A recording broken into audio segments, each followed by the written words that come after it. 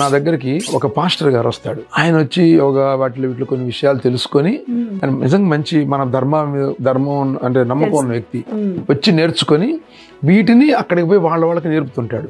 Of course Christianity అని చెప్పడు ఆయన కూడా, కానీ హిందూయిజం చెప్పకుండా ఆయన నేర్పుతుంటాడు. మంచి విషయాలు చెప్తుంటాడు వాళ్ళకి. ఆయన ఒక రోజు వస్తే నేను మాటల్లో గుమ్మడికాయల టాపిక్ వస్తే నేను అన్నా, ఎందుకు మీరు బయట గుమ్మడికాయలు పెడతారు హెలోవిన్కి అని. ఆయన ఏం చెప్పారంటే, ఇయర్కి ఒకసారి మా పెద్దలు చనిపోయిన వాళ్ళు ఎవరైతే ఉన్నారో వీళ్ళకి మేము గుర్తున్నామా లేదా, పైకి మోక్షానికి పోకుండా తిరుగుతున్న వాళ్ళని వాళ్ళు నమ్ముతారు మనలాగానే ఆత్మల రూపంలో. ఎవరింటికి వాళ్ళ ఇంటికి వచ్చి అసలు నేను గుర్తుంచుకున్నారా లేదా అని చూస్తారట. గుర్తుంచుకున్నాము అని అనుకున్న ప్రతివాడు గుమ్మడికాయ వాకిట్లో. మనకి అంతే కదా, ఇప్పుడు పితృపక్షాలప్పుడు మనం కూడా గుమ్మడికాయలు దానాలు ఇస్తాం. సంక్రాంతికి మనకి గుమ్మడికాయ దానం ఇవ్వడం, పితృదేవతల తర్పణం ఇవ్వడం, మనకి గుమ్మడికాయలు ఇవ్వడం మన సాంప్రదాయం. ఎందుకంటే గుమ్మడికాయ ఇవ్వడం వల్ల ఆత్మకి మోక్షం వస్తుందని మన నమ్మకం.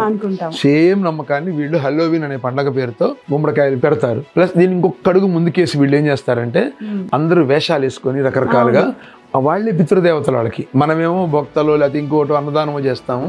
ఇక్కడ వాళ్ళే ఇంటి దగ్గరకు వస్తే, అరే మా పేరెంట్స్ వచ్చారే, వాళ్ళు వచ్చారే అని వాళ్ళు చాక్లెట్ ఇక్కడ తినే పదార్థం ఏదో ఇచ్చి వాళ్ళని హ్యాపీ చేసి పంపిస్తారు.